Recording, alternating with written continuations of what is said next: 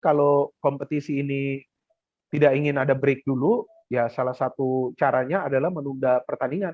Main di luar negeri itu kan bukan hanya tentang bermain sepak bola, tapi adaptasi pemain tersebut tentang dengan kehidupan di sana itu yang lebih sulit lagi. Ini kan bentar lagi ya, mulai tanggal 15 ya, 15, kita mau ya. lawan Laos pertama Betul, kali kan. Betul. Kira-kira kali ini kita bisa pulang dengan gelar nggak?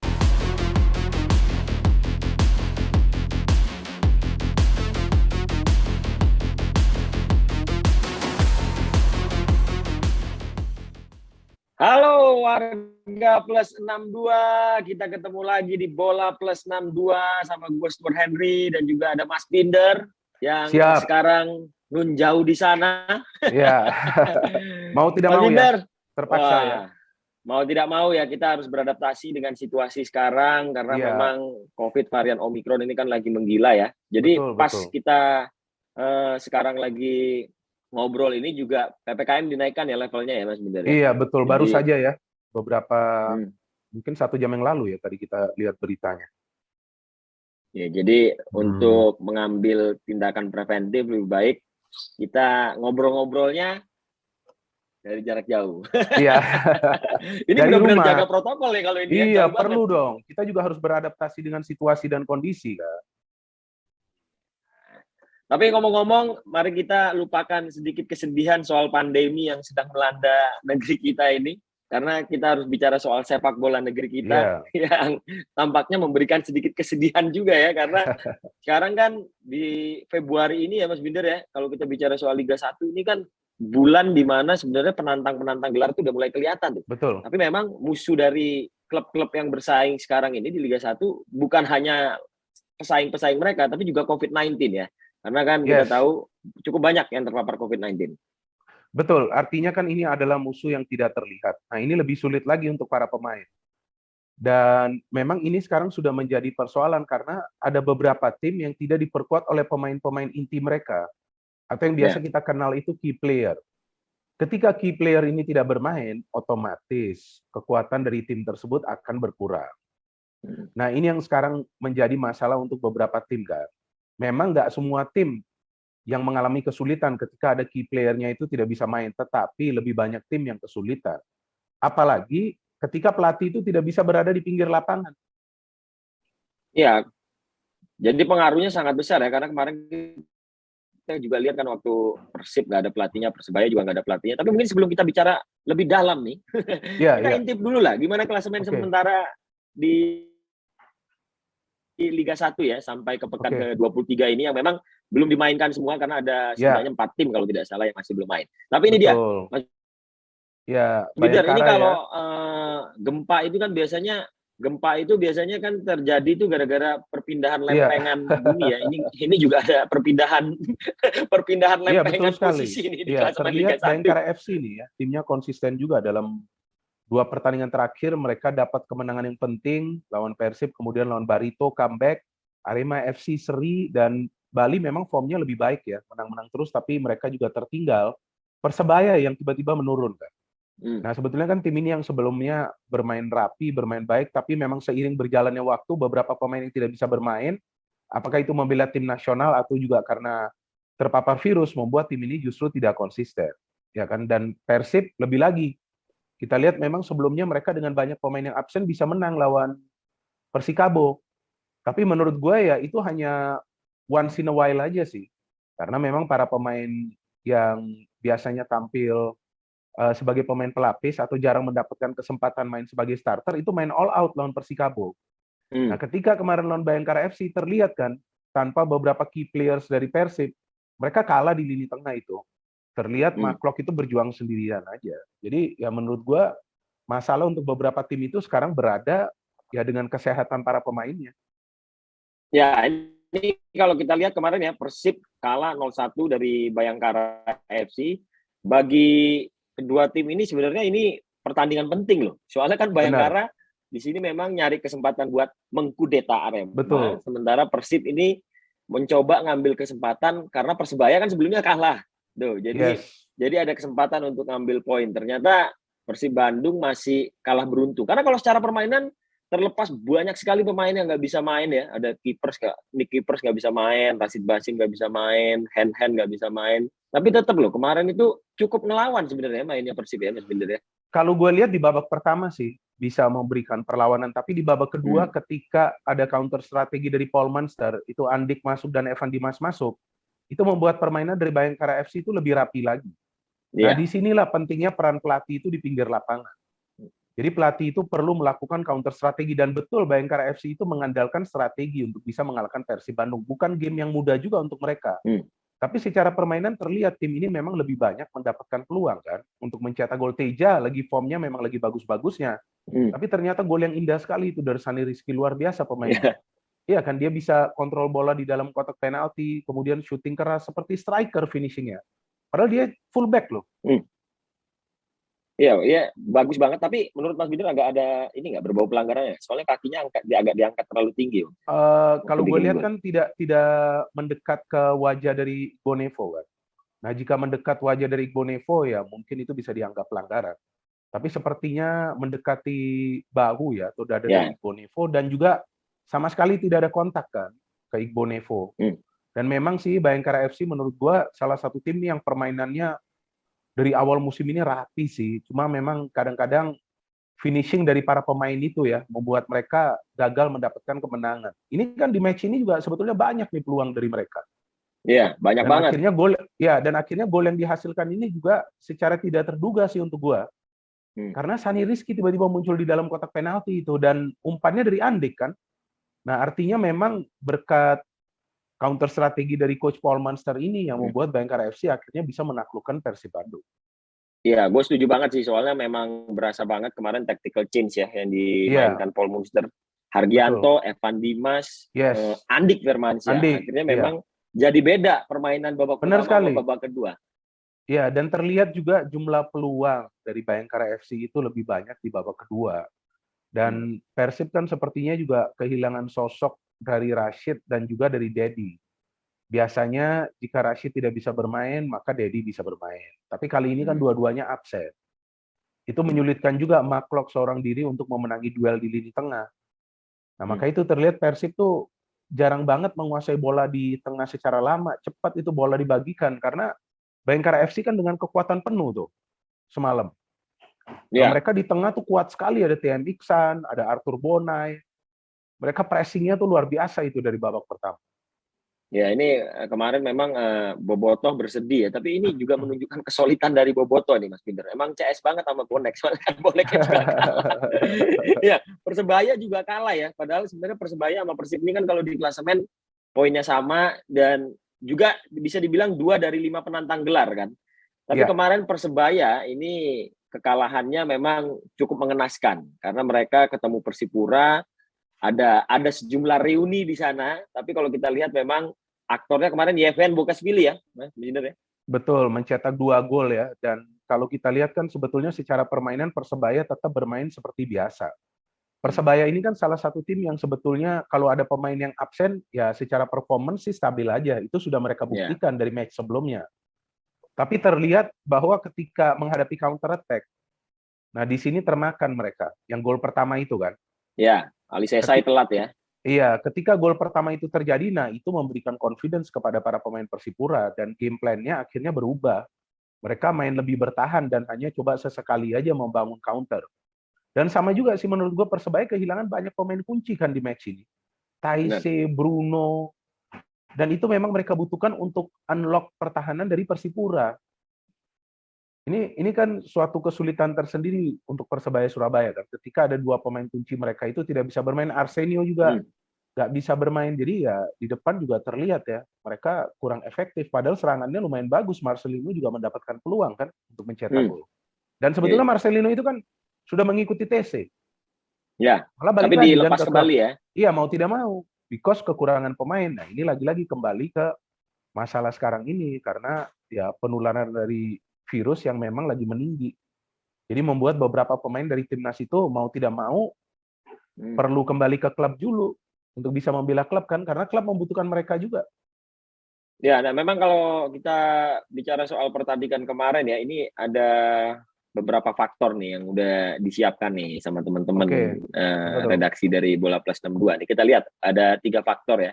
Salah satunya memang yang paling pertama adalah absennya Taisei Marukawa, karena ya kita tahu lah gimana peran dia yang sangat besar di musim ini. Kemudian penampilan yang lagi menawan dari Yeven Bukashvili, sama ada Alfredo Vera nih Mas Binder. Ini kan tokoh yang mengantarkan Persebaya kembali ke Liga 1 ya, 2017 ya.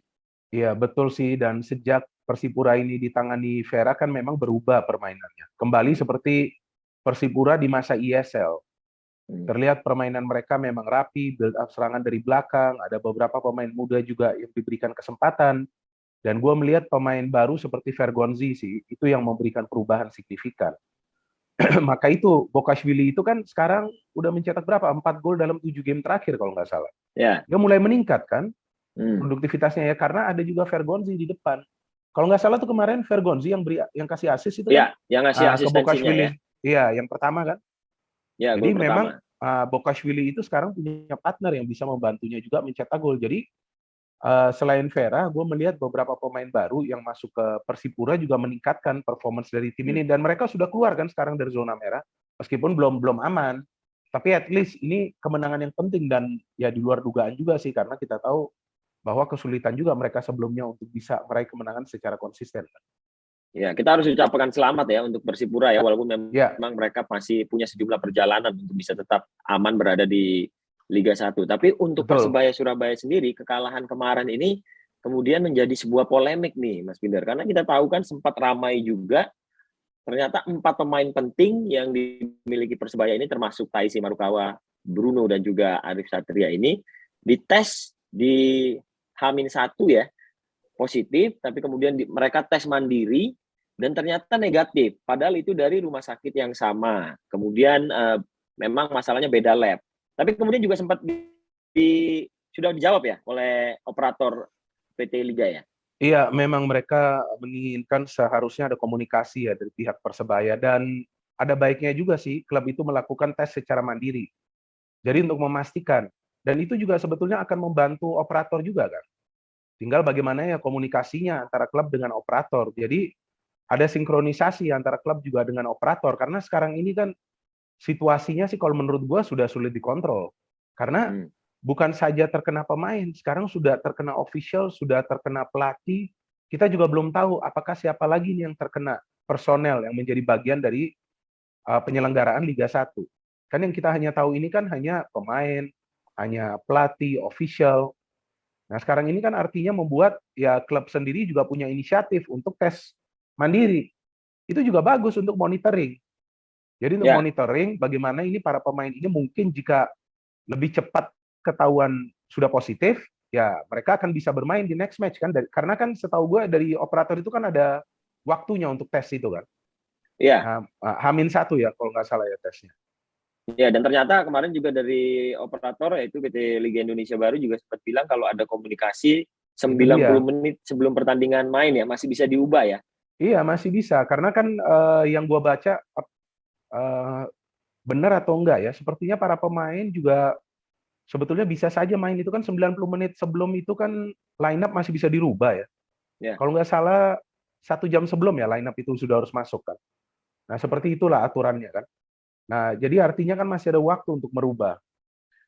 Nah, ini kembali sekarang klub-klub yang menurut gua harus punya inisiatif sendiri sih untuk ngetes. Jadi untuk memastikan aja.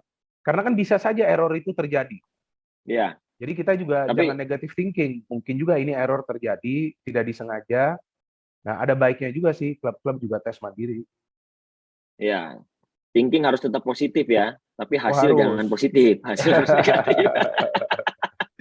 Tapi kalau kita ini ya lihat ya sebenarnya Mas Binder, oke lah, ini kan sudah terjadi ya pembelajaran. Walaupun memang gue agak menyesalkan sih sebenarnya. Tidak menyalahkan satu elemen atau elemen yang lain. Tapi seharusnya kenapa kok seri keempat ini dimainkan di Bali ya? Karena seharusnya kan kita tahu lah bagaimana atmosfer Pulau Bali itu tempat berlibur. Walaupun mungkin ada kepentingan untuk meningkatkan pariwisata, ya enggak juga, karena pariwisata mereka juga sudah membaik. Tapi operator juga nggak bisa sepenuhnya disalahkan. Masalah disiplin pemain sih juga harus dipertanyakan juga. Karena kan kemarin kalau liga nggak ada, pemain teriak-teriak, ya kan, nggak bisa main. Ternyata begitu udah dikasih kompetisi, dibikin bubble, mereka juga nggak disiplin gitu loh. Iya, Gue lihat tuh, kan gue juga berteman sama beberapa pemain ya di sosial media. iya, Kok gue lihat mereka ini sebelum kejadian ini nih, iya, iya. mereka kok santai banget waktu jeda libur ke beach club, Benar, benar. ketemu teman kiri kanan. Wah, ini mah alamat. Pandeminya kan belum kelar. Iya, maka itu kembali ke klub masing-masing, Stuart. Harusnya kan klub ini lebih ketat lagi untuk mengawal pemain. Kalau kita berbicara sistem bubble, artinya pemain itu tidak boleh keluar dari hotel. Kalau ada keperluan apapun, ya kan bisa ada personal lain dari klub yang membantunya kan untuk keluar. Tapi pemain itu memang harus berada di dalam hotel ya. Itu baru namanya bubble, bubble ketat. Walaupun kemarin itu break, justru disitulah harus dijaga para pemain pada saat break. Karena pada saat break itu, ketika pemain itu tidak disiplin, ya ada potensi mereka itu akan terpapar karena kan mulai lagi keluar. Ya kan Si artinya Omicron semuanya, ini ya. ya artinya semua ini kan kembali ke klub masing-masing. Mereka harus benar-benar ketat kepada para pemain. Dan mungkin kan para pemain ini yang sebelumnya keluar, mereka kembali ke hotel, nah terkenalah official-official lain. Kan seperti itu seharusnya. Dan sekarang ini kan karena memang mereka ini tetap bermain, ya penularan ini tidak akan turun. Ya karena ya di sana-sana aja kan pemain-pemain ini. Ya, dan cukup terancam loh ini kompetisi Liga 1 kalau misalnya kondisinya tidak kunjung membaik ya. Tapi kita harapkan semoga semuanya segera pulih lah supaya kompetisi tetap bisa dilanjutkan sampai nanti musim berakhir. Tapi mari kita geser sedikit lah, Mas Binder. Kita ngomongin tim nasional dong. Bentar lagi loh, 1 minggu lagi ya. Tim nasional Indonesia AFF. Under 23 akan bermain di AFF Under 23 dan ini di AFF Under 23 nanti ini tuntutannya lebih besar karena kita juara bertahan ya Mas Binder ya. Iya, betul sekali dan kita masuk juga di grup yang sebetulnya tidak begitu berat sih. Karena Laos, Myanmar, dan Malaysia. Malaysia juga yang gue baca ini tim yang baru ya. Mengandalkan mayoritas juga pemain-pemain muda. Ya sebetulnya kali ini beda jauh dengan AFF Senior. AFF Senior tuh memang kita di grup berat. Karena ada salah satunya ada Vietnam, terus kemudian ada Malaysia, kuda hitam yang membawa pemain-pemain seniornya. Ada Kamboja, underdog, dan Laos juga underdog ya. Underdog kita tahu akan main all out. Tapi kali ini menurut gue situasinya berbeda. Karena Laos ya pemain-pemain mudanya yang menurut gue seharusnya sih bisa kita atasin sih. Karena ya kita tahu kan Indonesia ini kalau kita berbicara potensi pemain-pemain muda, mungkin Coach Sintayong juga bingung memilihnya. Karena kan dengan pemilihan pemain 29 itu kan masih ada tuh beberapa suara-suara di sosmed. Kenapa gak dipilih ini? Kenapa gak dipilih itu? Kenapa si A gak dipilih? Kenapa si B gak dipilih? Ya karena memang begitu banyak potensi pemain-pemain muda kita. Bahkan pemain yang masih berusia 17 tahun saja sudah dibawa ke U23. Padahal untuk mereka dikasih pengalaman ya. Iya, untuk dikasih pengalaman. Padahal kan kalau menurut gua ya masih terlalu cepat. Tapi Coach Sintayong melihat bahwa dua pemain ini punya potensi. Maka itu sebelumnya juga sudah dimainkan di timnas senior agar mereka itu mendapatkan pengalaman supaya nanti ke depannya lebih cepat nanti beradaptasi ketika main lawan pemain-pemain senior. Maka itu sekarang dibawa juga ke U23. Ya. Nah, jadi ya, ada ini beberapa kita lihat nih Mas Binder. Nah, kita ajak warga Plus 62 ini dia ada 29 nama ya yang dipanggil untuk Piala AFF Under 23. Jadi kalau kita lihat ini memang ada nama-nama pemain muda ya. Ahmad Figo tuh, Arema. Pratama Arhan tetap dipanggil karena dia tetap punya pemain inti. Pengalaman ya. Iya, betul, pemain inti dan juga ada Ahmad Figo, ada juga Rizky Ridho, kita lihat ada juga Muhammad Ferrari. Ada begitu banyak pemain muda. Taufik Hidayat, gue ingin menunggu melihat penampilan dari dia karena kita kan perlu striker di depan. Ada Hanis Sagara, Rahmat Irianto saja masih bisa main untuk U23. Padahal dia sebelumnya juga setahu gue main juga nih di U23 yang 2019. Rahmat Irianto menjadi bagian juga dari skuad cetak 1 gol juga dia. Ya, ini ada Beckham Putra juga sudah pasti harus dipanggil. Nah, Ronaldo Kuateh nih, ini pemain sensasional nih yang baru-baru ini mulai menarik banyak perhatian ya. Iya, Ronaldo dan juga Marcelino Ferdinand kan. Padahal usia dua pemain ini masih 17 tahun. Tapi ya Coach STY menilai dua pemain ini sudah bisa bermain untuk timnas senior juga. Maka itu kemarin kan main untuk Timor Leste.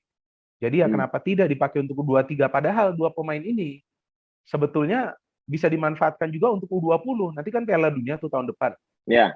Tapi karena memang hingga saat ini belum ada pemusatan latihan, belum ada agenda pertandingan, ya mereka dibawa ke U23 ini. Jadi sambil juga bisa merasakan dan memahami konsep permainan dari Coach Sintayong. Dan jika dua pemain ini memang bisa perform, ya nggak harus sih mencetak banyak gol, tapi paling tidak perform secara permainan, bisa juga menyatu, ya kemungkinan besar mereka juga akan menjadi bagian dari timnas U20 nanti untuk main di World Cup kan, tahun depan ya, World Cup rencana kan. Ya, Nah itu ya gue sih dia. sebenarnya juga pengen ngomong sih sama netizen, kalau misalnya mereka masih mengkritik kok pemain yang satu nggak dipanggil, pemain ini nggak gampang juga loh jadi Iya, Sintayong dan juga staf betul. pelatih, karena itu tadi kayak Mas Binder bilang kan, banyak pilihannya tapi harus sesuai dengan kebutuhan nanti, karena jumlahnya sudah terukur ya, 23 kalau nggak salah ya nanti.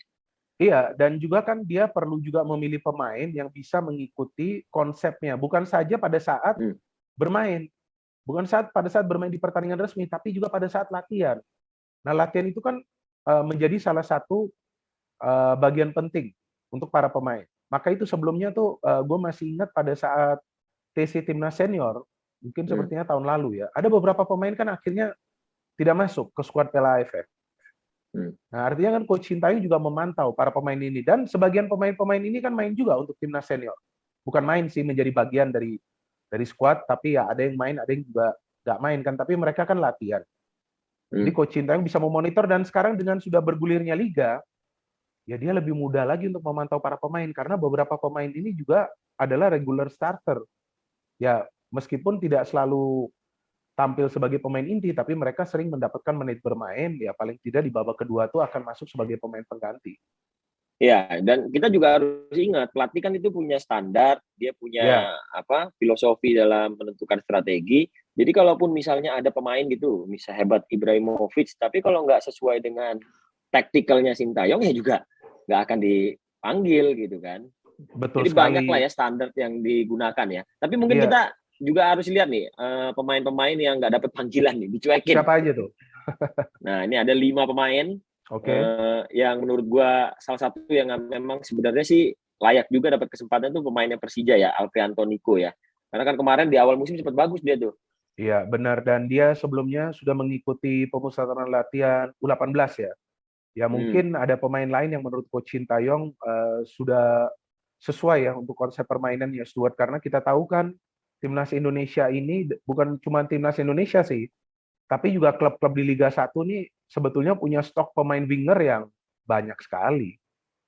Stok pemain winger itu banyak sekali, karena kan formasinya lebih sering 4-2-3-1, 4-3-3. Nah, jadi itu stoknya itu terlalu banyak. Nah, mungkin untuk kali ini Nico tidak masuk dengan pemilihan dari Coach Sintayong. Tapi kan sebelumnya dia sudah dipanggil ke U18. Mungkin nanti next untuk U19 atau U20, karena bisa jadi juga nanti ada beberapa pemain yang tidak bisa tampil kan untuk U20. Dia masih punya peluang. Asalkan ya Persija juga perlu memberikan dia game time. Ya, memberikan dia game time. Jadi Coach Sintayong juga bisa memantau bagaimana perkembangan dari Nico, dan Nico juga masih muda, 18 tahun dia.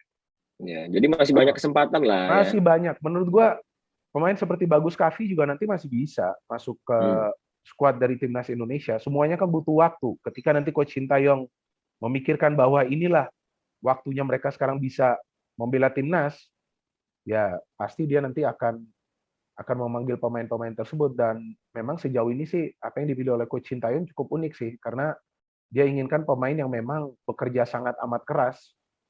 Jadi tidak mudah juga sih untuk mengikuti konsep permainan dari Coach Sintayong. Ya, ini Muhammad Supriyadi juga nggak dapat panggilan, sempat ada protes. Ini kan juga salah satu penyerang sayap ya. Tapi memang Supriyadi ini kan kemarin juga nggak banyak dapat menit bermain ya. Itu dia. Jadi memang kesempatan untuk menemukan etalase supaya bisa dilihat Sintayong juga nggak banyak. Tapi yang menarik nih ada Firza Andika nih sama Rifat Marasabesi. Karena ini kan termasuk pemain inti nih, tapi mereka nggak dapat panggilan, 2 fullback ini nih. Iya, kalau gue lihat bahwa fullback di timnas ini kan sudah penuh ya, Stuart ya. Sepertinya sulit juga untuk memanggil Firza dan juga Rifat, apalagi nanti untuk timnas senior. Nah, sama seperti di winger, fullback kita juga banyak. Dan Sintayong memilih Bagus Kava kan. Nah, dia memilih Bagus Kava. Kemudian dia juga melihat di kiri sudah ada Arhan. Nah, jadi sepertinya sulit juga ketika dia memanggil Firza Andika dan juga tidak mendapatkan kesempatan bermain, kecuali nanti jika ternyata ada perubahan. ya kan? Mungkin jika ada pemain yang tidak fit, nah bisa saja nanti sebelum berangkat akan ada pemain yang dipanggil dan pemain tersebut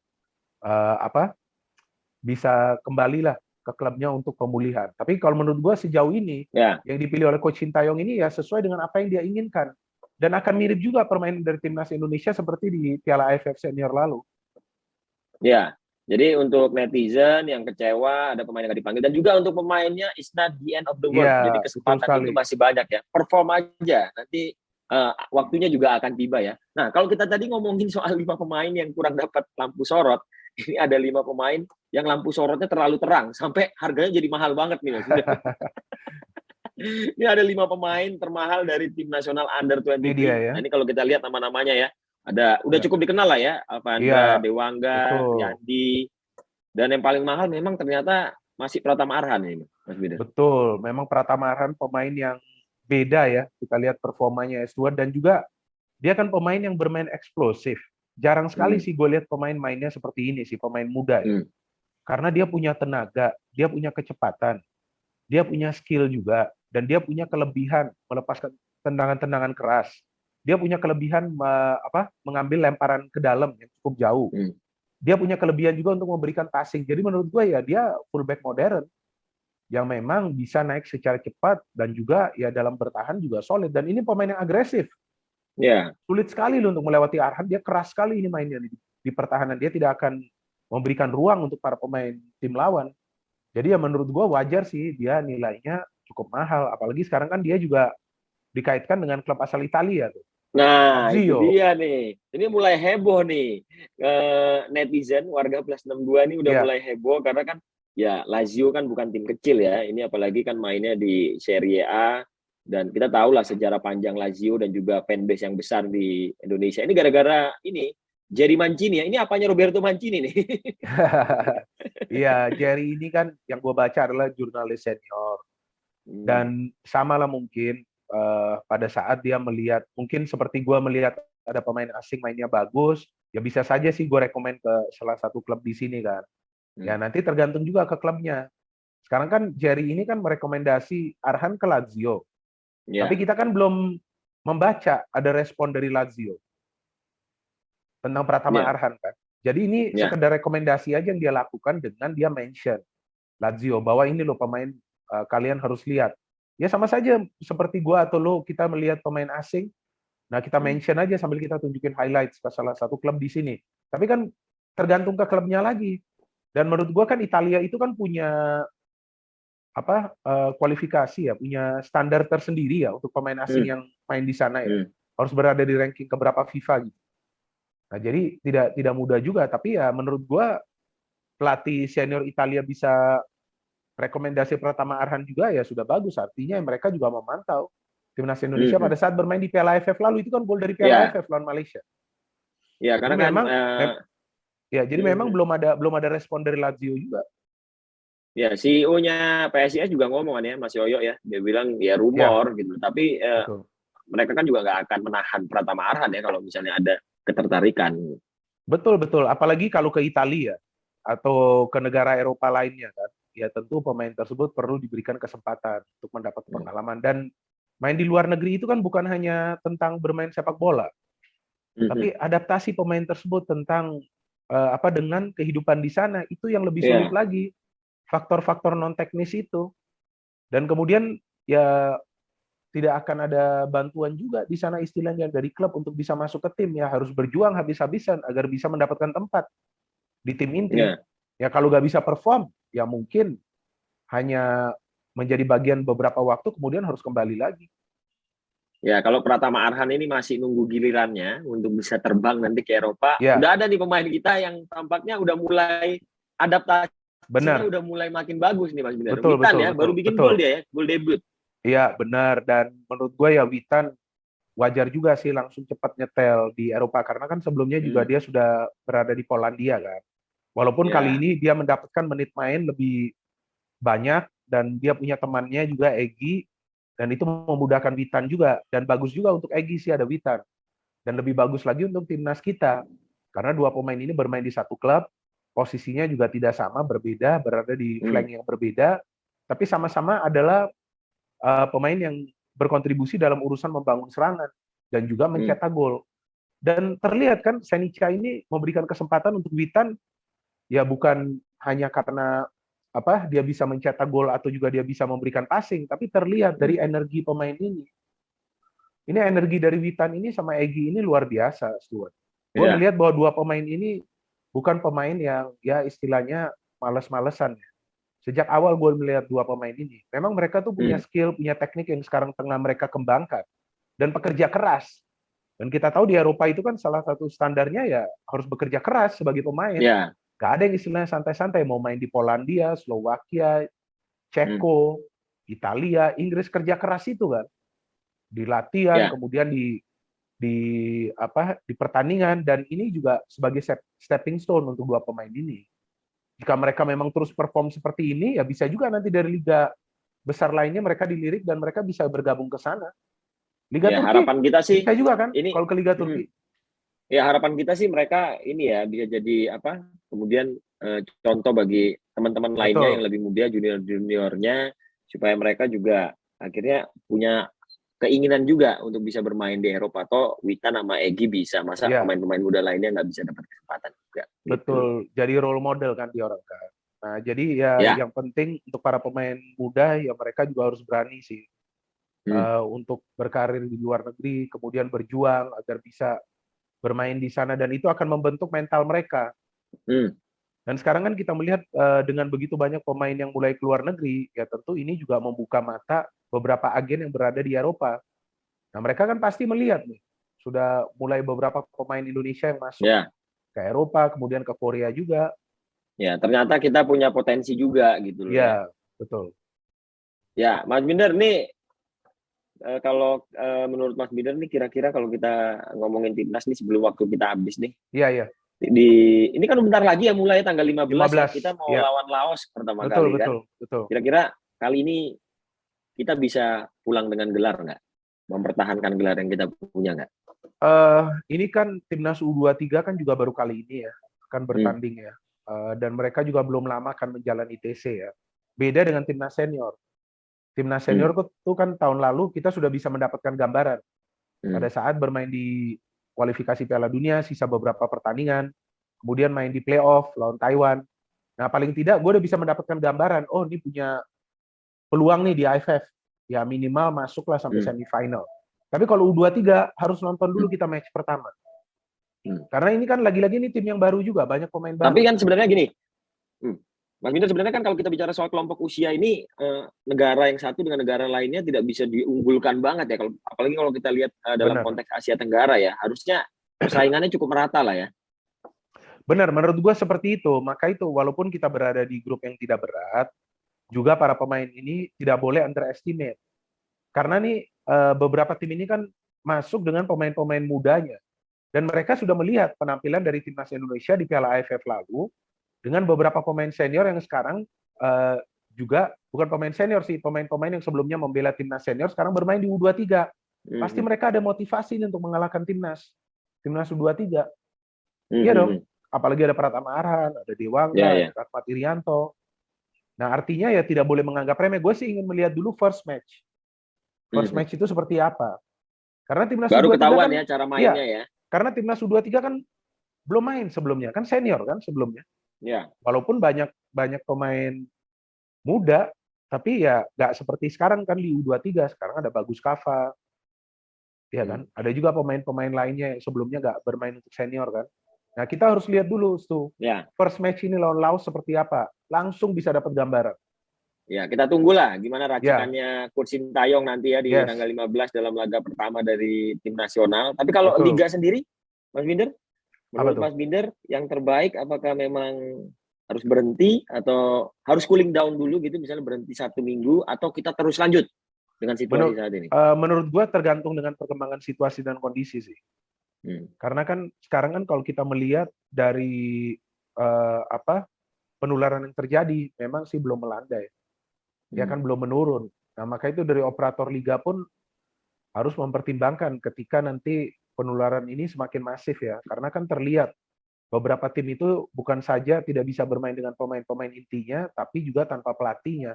Memang sih kalau ada 14 pemain, setahu gua itu bisa tetap main ya. Kalau nggak salah seperti itu ya regulasinya ya. Minim Tapi kan pemainnya ya regulasinya ya. ya minim ya. Tapi ya kalau nggak ada key players ya sulit juga. Ya mungkin kalau kompetisi ini tidak ingin ada break dulu, ya salah satu caranya adalah menunda pertandingan seperti yang sebelumnya tuh. Madura lawan Persipura, Persib lawan PSM. Ya kayak Liga Inggris lah, kemarin juga sempat Seperti mengalami itu. hal ini kan. Iya, begitu banyak pertandingan di Liga Inggris itu kan ditunda, tapi kompetisi kan tetap jalan. Tapi menurut gue ya semuanya kembali kepada operator. Mereka juga perlu memonitor situasi dan kondisi saat ini. Karena seperti yang tadi kita bahas di awal juga kan, bahwa ya kalau semakin banyak pemain yang tertular, ya itu akan efek ke tim masing-masing. Performance mereka pasti akan terganggu. Jadi quality itu berkurang, kualitas permainan itu akan berkurang. Dan lebih sulit lagi itu ketika gak ada pelatih di pinggir lapangan.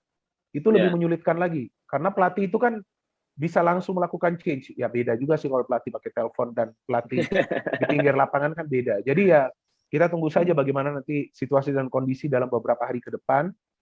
Ya kalau memang ada pertandingan yang perlu ditunda, ya menurut gue sebaiknya ditunda dulu pertandingan tersebut. Kalau memang banyak pemain yang tidak bisa bermain ya.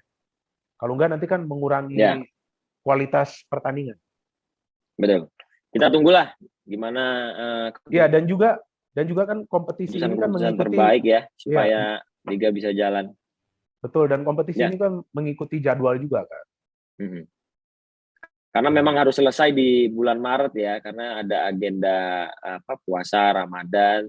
Tapi memang juga harus dipikirkan juga para pemainnya aman nggak, dalam kondisi aman, karena kan jadwalnya padat banget, terus dengan kondisi pandemi yang juga ini semakin meninggi, artinya akan sangat mudah untuk terpapar ketika para pemain kelelahan. Tapi keputusan terbaik semoga bisa diambil lah ya, supaya kita juga bisa lihat liganya jalan dengan baik, tapi kita juga dalam situasi aman lah. Ya itu menurut gue melihat perkembangan terakhir ini nanti dalam beberapa hari ke depan, ya kan dilihat situasi dan kondisinya seperti apa. Kalau semakin memburuk, ya harus ada pertimbangan sih.